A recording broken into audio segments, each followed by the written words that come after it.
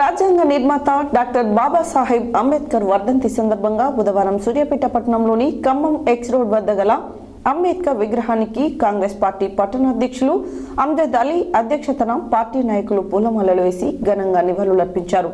ఈ సందర్భంగా Congress party municipal leader Kakkireni Srinivas మాట్లాడారు.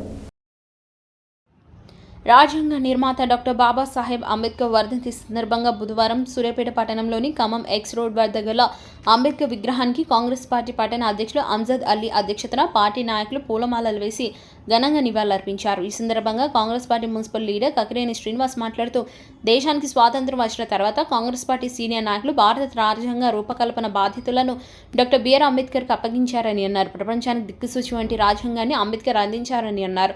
భారత రాజ్యాంగం ప్రజలకు ఇచ్చిన హోటాకు ద్వారానే బీఆర్ఎస్ ప్రభుత్వం ఓడించామని అన్నారు. ఈ కార్యక్రమంలో పార్టీ అధికార ప్రతినిధి కుందమల శేఖర్, కుమరికుంట్ల వేణుగోపాల్, గాజుల రాంబాయమ్మ, కౌన్సిలర్ వేములగొండ పద్మ, లచ్చయ్య తదితరులు పాల్గొన్నారు.